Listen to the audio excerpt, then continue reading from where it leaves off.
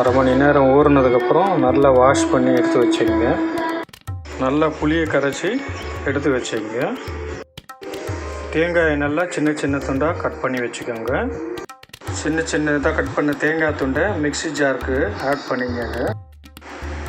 சோம்பு கொஞ்சம் ஆட் பண்ணிக்கிட்டு இதை வந்து ஒன்றும் பாதியமாக குறைன்னு ஜாரில் அரைச்சி ஒரு பவுலில் ட்ரான்ஸ்ஃபர் பண்ணிக்கோங்க. இந்த மாதிரி குறைன்னு இருக்கணும் அரைச்சது. இது கூட ஒரு 1/2 டீஸ்பூன் வந்து வீட்டில் அரைச்ச மிளகாத்தூள், அதாவது சாம்பார் பொடின்னு சொல்கிறோம் இல்லைங்களா, அதை ஆட் பண்ணிக்கோங்க. அப்புறம் வெங்காயம் கொஞ்சம்,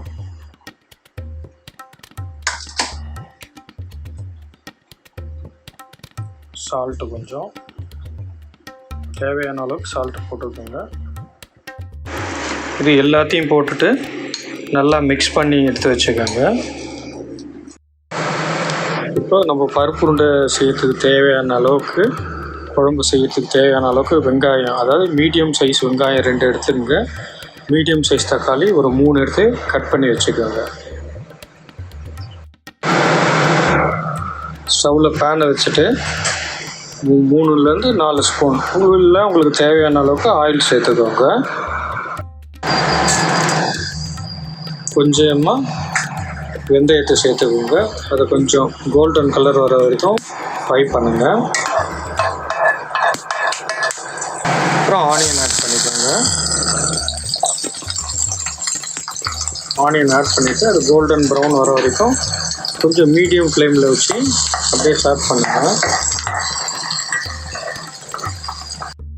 இப்போ கோல்டன் ப்ரௌன் வந்துருச்சு பாருங்கள். இப்போ நம்ம கட் பண்ணி வச்சுருக்க தக்காளியை ஆட் பண்ணிக்கலாம்.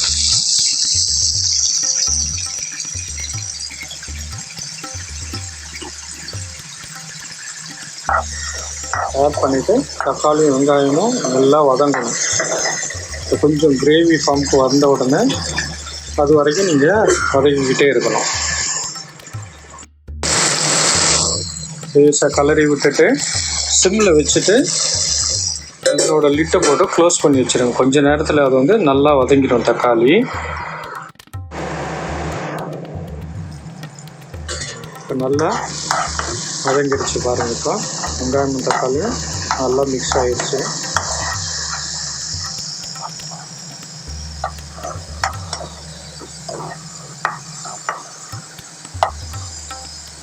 இப்போ கரைச்சி வச்சுருக்க புளி தண்ணியை இது கூட ஆட் பண்ணிக்கோங்க.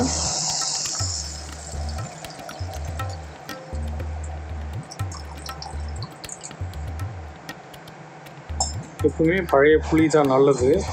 புது புளி வந்து ரத்தம் சொந்தம்னு சொல்லுவாங்க. அதனால் எப்பவுமே நீங்கள் பழைய புளியை யூஸ் பண்ணிக்கோங்க. இது கொஞ்சம் கிரேவி கொஞ்சம் நிறைய வர மாதிரி இருக்கும். ஏன்னா உருண்டை போட்ட உடனே அந்த கிரேவியெல்லாம் இழுத்துரும். அதனால் கிரேவி நிறைய வர மாதிரி பார்த்துக்கோங்க.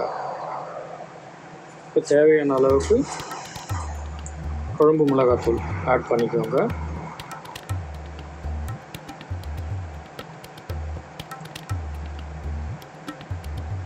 முடிஞ்ச வரைக்கும் குழம்பு மிளகாத்தூள் வீட்லேயே அரைச்சி வச்சுக்கிறது நல்லது.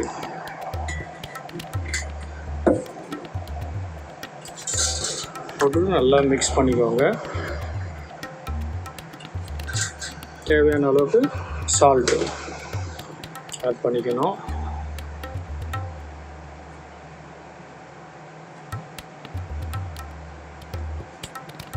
ஆட் பண்ணி மிக்ஸ் பண்ணிவிட்டு அது கொஞ்சம் கொதிக்க ஆரம்பிக்கணும். அது வரைக்கும் கொஞ்சம் வெயிட் பண்ணணும்.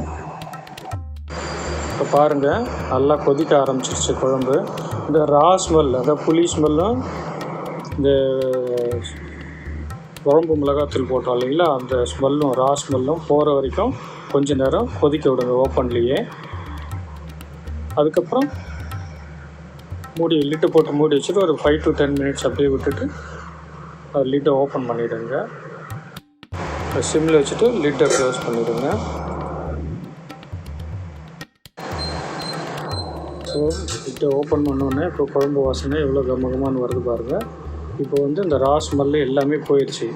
இப்போ கேஸை வந்து சிம்மில் வச்சுட்டு ஒவ்வொரு உருண்டையாக நீங்கள் உருட்டி போடுங்க. இப்போ நீங்கள் சிம்மில் வச்சு உருண்டையை உருட்டி போட்டிங்கன்னா தான் கரையாது குழம்புல. இல்லைன்னா குழம்பு வந்து கெட்டியாகிடும், உருண்டையே இருக்காது குழம்புல. அதனால் முடிஞ்ச வரைக்கும் சிம்லேயே வச்சுருங்க. சிம்மில் வச்சுட்டு ஒவ்வொரு உருண்டையாக போட்டிங்கன்னா உருண்டை வெந்த உடனே குழம்பு மேலே மிதக்க ஆரம்பிச்சிடும். பார்க்குறீங்களே எப்படி போடணும்னு சொல்லிட்டு அதே மாதிரி போட ஆரம்பிச்சிடுறேன். இப்போ உருண்டையை போட்ட உடனே நீங்கள் கலரவே கூடாது. கலர்னிங்கன்னா உருண்டை உடஞ்சிரும். அப்படியே விட்டுடுங்க. அப்படியே விட்டுட்டிங்கன்னா இந்த உருண்டையெல்லாம் வெந்ததுக்கப்புறம் குழம்புக்கு மேலே மிதக்க ஆரம்பிச்சிடும். அப்போ லேசாக கலரி விடுங்க. குழம்பு கலரி விட்டிங்கன்னா உருண்டை வெந்துடுச்சு இல்லைங்களா, அதனால் ஸ்ட்ராங் ஆகிட்டு இனிமேல் உடையாது உருண்டை, நல்லாயிருக்கும் குழம்பு. இப்போ உருண்டையெல்லாம் போட்டு முடித்தாச்சு. இப்போ லிட்டை போட்டு ஒரு 3லேருந்து 4 நிமிஷம் மூடி வச்சுருங்க. சிம்லேயே இருக்கணும். சிம்லேயே இருந்தால் தான் உருண்டை உடையாது. நீங்கள் குழம்பு எடுக்கும்போது நல்லாவும் இருக்கும், உருண்டையும் தனித்தனியாக இருக்கும். அதனால் இப்போ லிட்டை போட்டு மூடி வச்சுருங்க. ஒரு 3லேருந்து 5 நிமிஷம் க்ளோஸ் பண்ணியே இருக்கட்டும். இப்போ பாருங்கள், உருண்டையெல்லாம் மேலே வந்துடுச்சு, மிதக்க ஆரம்பிச்சிருச்சு. பார்த்தீங்களா? இப்போ லேசாக கலரி விட்டுருங்க. உருண்டெல்லாம் உடையக்கூடாது, லேசாக கலரி விட்டுருங்க. கலரி விட்டுட்டு ஒரு கொஞ்சம் நேரம், ஒரு 5 to 10 minutes அப்படியே விட்டுருங்க. இந்த ஆயிலெலாம் மேலே மிதக்க ஆரம்பிக்கும் குழம்புல. அப்போ வந்து ஒரு கண்டெய்னருக்கு நீங்கள் மாற்றி வைக்கும். இப்போ தெரியுங்களா எப்படி உருண்டையெல்லாம் மேலே வந்துடுச்சு பாருங்கள். உருண்டை மேலே வந்துடுச்சுனாலே அது உருண்டையெல்லாம் வெந்ததுக்கான அடையாளம் தான் அது. பாருங்கள், நல்லா குக் ஆகிடுச்சு. ஆயிலெலாம் மேலே மிதக்க ஆரம்பிச்சிச்சு. இப்போ வந்து குழம்பு ரெடி ஆகிடுச்சுன்னு அர்த்தம். இதை வந்து ஒரு பவுலில் சேர்த்துக்கோங்க, ட்ரான்ஸ்ஃபர் பண்ணிக்கோங்க. இப்போ இது கூட வந்து சைட் டிஷ் எதுவுமே தேவையில்லை. இதுக்கு கருவேப்பிலை சேர்க்கக்கூடாது. கொத்தமல்லி வந்து உருண்டையிலேயே நீங்கள் போட்டுடணும். இப்போ போடக்கூடாது. அந்த குழம்பு கூட வந்து கொத்தமல்லி ஆட் பண்ணக்கூடாது. இப்போ வந்து அப்படியே ஒரு பவுலுக்கு ட்ரான்ஸ்ஃபர் பண்ணிக்கோங்க. இன்னும் கொஞ்சமாக நல்லெண்ணெய் ஆட் பண்ணிக்கோங்க. நல்லெண்ணெய் ஆட் பண்ணிக்கிட்டிங்கன்னா நல்லாயிருக்கும், குழம்பு வாசனையாக இருக்கும். அவ்வளோதான், இப்போ ரெடியாக ஆகிடுச்சு சாப்பிட்றதுக்கு.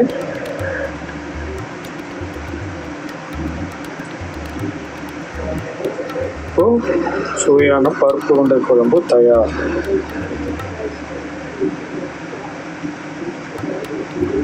இது பார்க்குறது மட்டும் இல்லாமல் கொஞ்சம் சப்ஸ்கிரைப் பண்ணுங்கள், லைக்ஸ் பண்ணுங்கள், ஷேர் பண்ணுங்கள். அடுத்த வீடியோவில் மீட் பண்ணுவோம்.